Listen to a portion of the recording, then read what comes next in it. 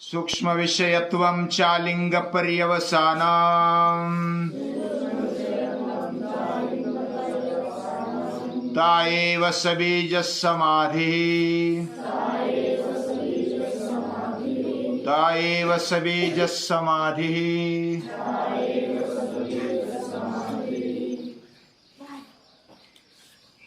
इधर हम पाठशाला में रहते हैं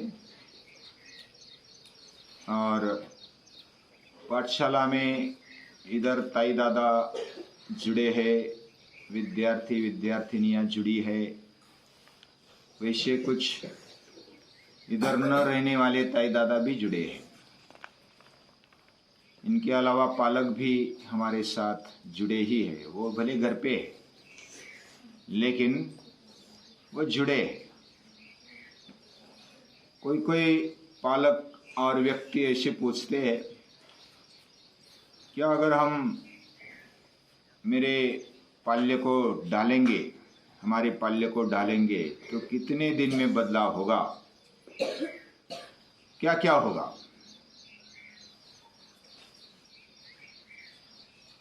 तो मैंने कहा ये कोई फैक्ट्री नहीं है या तो कोई ऐसा ढांचा नहीं कि उसमें डाल दिया जाए और हो गई मूर्ति तैयार। ऐसा कोई साचा नहीं। जब साचा होता है तो गणपति बनते हैं। गणपति जब बनते हैं तो उसका एक स्केलेटल होता है, साचा होता है और उसमें डालते हैं मिट्टी तो बस वैसा की वैसा ही हो जाता है। भले ये पाठशाला बोलती है कि ये मानव निर्माण होना चाहिए, तो कितने दिनों में होगा? 1 साल में, 2 साल में, 10 साल में, 15 साल में, 20 साल में, कितने दिनों में हो जाएगा? ऐसा प्रश्न पूछने वाले बहुत है।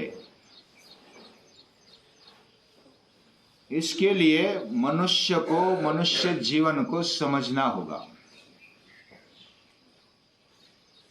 मनुष्य जीवन में स्पेशल हमारे शरीर और इंद्रियों को समझना ही है। बिना उसको समझे हमारा आरोग्य अच्छा नहीं रहता। लेकिन खास करके मन या तो अंतःकरण को समझना है। और हमारा मन ही बंध और मुक्ति का कारण है। वो बांधता भी है और मुक्ति भी देता है, मुक्त करता है। मन हम जितना सोचते हैं उतना वो समझने के लिए सीधा साधा नहीं है। हम खुद अपने मन को नहीं जानते वो कहां पर है। कहां पर है हमारा मन? कोई बोलते दिमाग में, कोई बोलते इधर है, कोई बोलते उधर है, कोई बोलते किधर है, मालूम नहीं है। अलग अलग प्रकार के वक्तव्य आते हैं। मन पर बहुत सारों ने मेहनत की, हम भी करना चाहते, तभी हमारा जीवन अच्छा बनेगा। मन किधर रहता है पता नहीं, कैसा है, कितने उसके पार्ट है, वो कैसा है, क्या करता है, अंतिमता क्या चाहता है, ये भी हमें पता नहीं।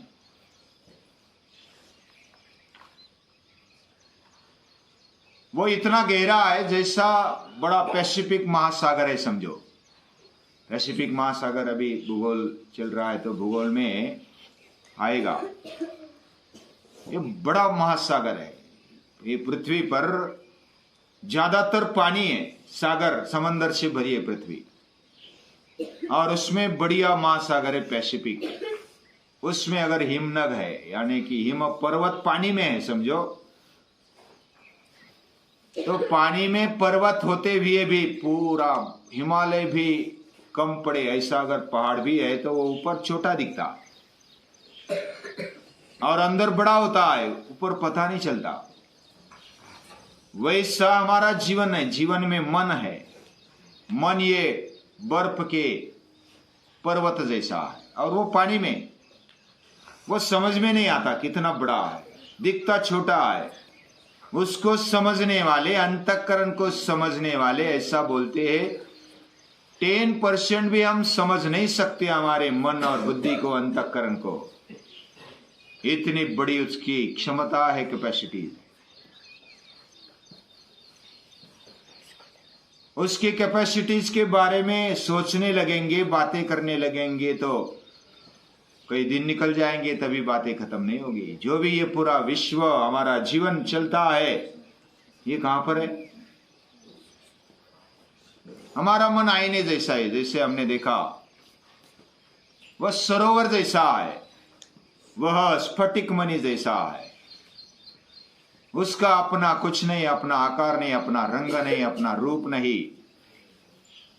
जो जिस विषय के सामने आ जाता है वैसा ही बन जाता है, वैसा रूप, वैसा आकार, वैसा रंग ले लेता है।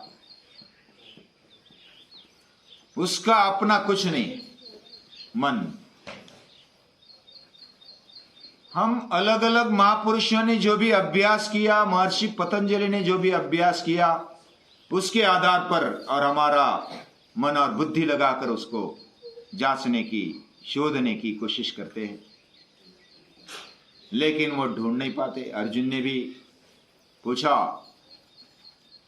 उसको पकड़ पाना मुश्किल है। वायोरिव सुदुष्करम तस्याहम निग्रहम मन्ये वायुर्य। वायु को जैसे मुट्ठी में पकड़ना, वायु पकड़ में आ सकता है? पकड़ा, वायु पकड़ा, ऐसा होता है? वो तो मुट्ठी से निकल जाता है। वैसा हम वायु जैसा मन है, प्राण जैसा मन है, उसको मुट्ठी में पकड़ नहीं सकते। हमारी बुद्धि में भी पकड़ आना मुश्किल है, हमारे विचारों में पकड़ आना भी मुश्किल है। ऐसा ये मन की अवस्था है। मन जन्म जन्मांतर से संस्कारों का ढेर बना हुआ है। संस्कार है, अलग अलग बातें, अलग अलग उसमें विचार है, भावनाएं। मन यानी अंतःकरण के लेवल पर मैं बोलता हूं। कितने सारे जन्म हमने लिए होंगे, एक एक जन्म में हजारों लाखों जन्मों का हमने कचरा जमा करके रखा है। यानी एक कचरे को मिटाने के लिए एक जन्म लेना पड़ेगा। ऐसा एक एक कचरा, और ऐसा पर्वत के पर्वत ये कचरे के मन में पड़े हुए हैं। बुद्धि समझो विचारों का ढेर, और मन भावनाओं का ढेर। अगर थोड़ा डिवाइडेशन करेंगे तो, और जन्म जन्मांतर का कचरा। अभी समझो गांव में है ना, चाय की दुकान होती है।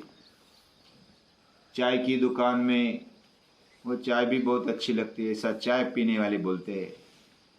वो कभी धोते नहीं, वो पुरानी चाय थोड़ी खाली कर दी, उसकी जो पाउडर होती है वो निकाल दी, और दूसरा पानी डाला, चाय डाली। और वो जो बर्तन होता है ना, वो बहुत देखा है अंदर जाकर बहुत काला पड़ गया होता है, अंदर से बाहर से। वो कितना भी घिसो निकलेगा नहीं। ऐसा हमारा मन हुआ है। यानी ओरिजिनल क्या है वो पता ही नहीं चलता, ऊपर तो बहुत कचरा दिखता है। और ऐसे मन पर पाठशाला काम कर रही है। मैंने उस पालक को कहा, आप पीतांबरी ले लो, नींबू ले लो, नमक ले लो, घिसो। कितनी देर तक घिसेंगे तो थोड़ा थोड़ा निकलेगा। तो निकलने के लिए बाहर से प्रयास ये भी काफी नहीं होता, खुद विद्यार्थी ने प्रयास करना चाहिए। उसका सबसे बढ़िया प्रभाव होता है। खुद जिसको बदलना है, जिसको ऊंचा जाना है, मन में शुद्धता लानी है, तो उसको खुद को प्रयत्न करना पड़ेगा। खुद के प्रयत्न के बिना यह संभव नहीं। गीता वही बताती, उद्धरेदात्मनात्मानम। खुद ही खुद को समझ लो। योग दर्शन भी वही कहता है, तदा दृष्टु स्वरूपे अवस्थानम। स्वरूप में अवस्थित हो जाओ, खुद को पहचानो।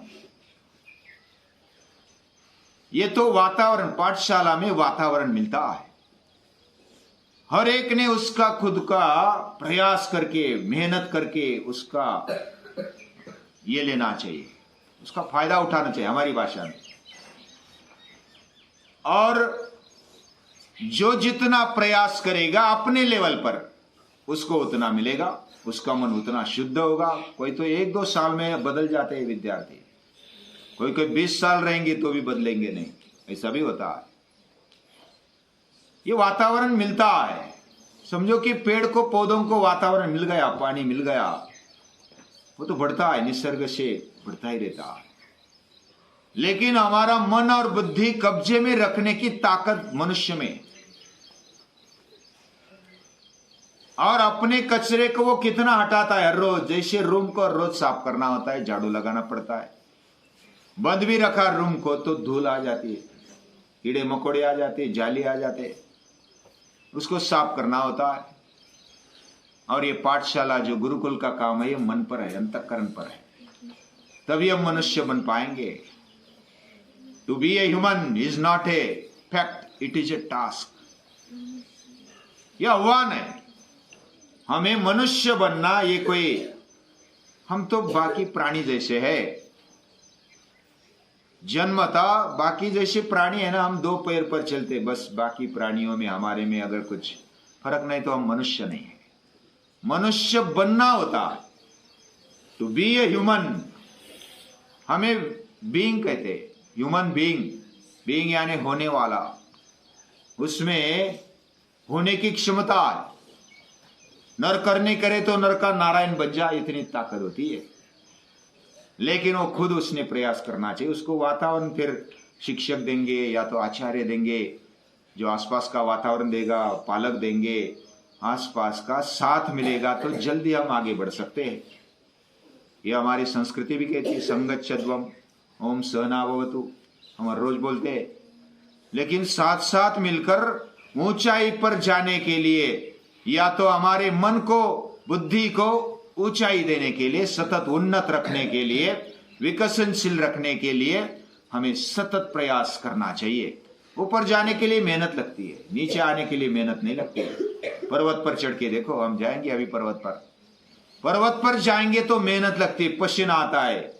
सूर्य नमस्कार निकालने 108 तो पसीना आता है। बैठना है तो कुछ समस्या नहीं, बैठना तो बस आम बात है, सो जाओ बैठ जाओ। मेहनत करना मुश्किल है, मेहनत भरा काम है। और ये मनुष्य बनना भी मेहनत भरा काम है। मनुष्य से महामानव, महामानव से देवत्व, देवत्व से फिर नारायण तक हम बन सकते हैं। इतनी ताकत हमारे में भरी है। और वही योग दर्शन कहता है, ये इतना सारा हमारे मन को, बुद्धि को एकाग्र किया, एक जगह पर रखा पूरी इंद्रियों के साथ, और प्रैक्टिस की हर रोज। हमारा मन शुद्ध होने लगा, अंतःकरण शुद्ध होने लगा। सवितर्क, निर्वितर्क, सविचार, निर्विचार समाधि तक हम गए। फिर भी बीज अंदर रहता है। ये पहाड़ जैसा है, बर्फ के पहाड़ जैसा समंदर में होने वाला, दिखता छोटा है लेकिन बड़ा होता है। उसको पूरा शुद्ध करने के लिए समय लगेगा।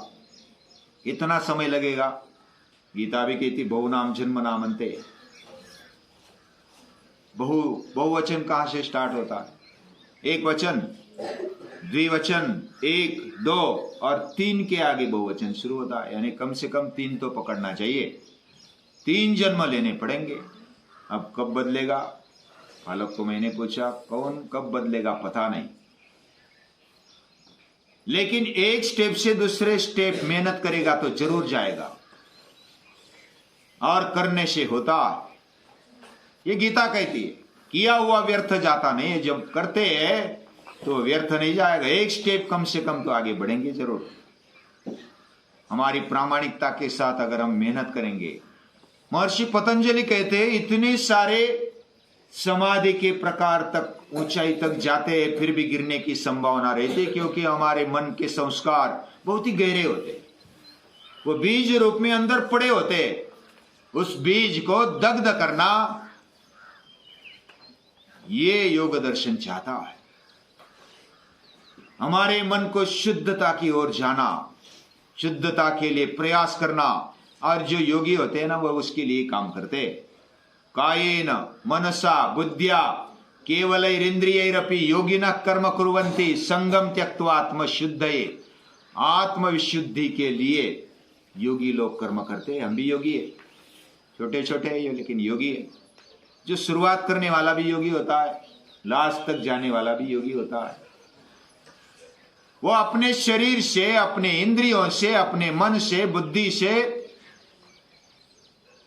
जो मेहनत करते रहता, कायेन मनसा वाचा केवल इंद्रियरपि योगिना कर्म कुर्वन्ति, जो भी कर्म करेंगे वो किसके लिए होता है? हम उठते हैं, बैठते हैं, अभ्यास करते हैं, मेहनत करते हैं, खेल खेलते हैं, तो हमें पहचानने के लिए। स्वामी विवेकानंद कहते खुद को अगर पहचानना है तो पहले सशक्त हो जाओ। गीता पढ़नी है तो सशक्त हो जाओ, फुटबॉल खेलना सीखो। इसलिए पाठशाला में खेल को ज्यादा महत्व दिया जाता है। खेल खेलना चाहिए, शरीर तंदुरुस्त होना चाहिए। अगर शरीर पेट दुख रहा है तो अन्ना क्या बोल रहे पता नहीं चलता, वो बाउंसर चला जाता है। हम स्वस्थता से नहीं रख सकते अपने आप को, मन स्थिर और शांत नहीं रख सकते। शरीर अगर बीमार है तो शरीर स्वस्थ होना चाहिए, निरोगी होना चाहिए, तब हम जो भी चाहे कर सकते हैं। हमारे मन को भी कब्जे में कर सकते हैं। और ये मन के ऊपर मेहनत है, ये बहुत बड़ी बात है।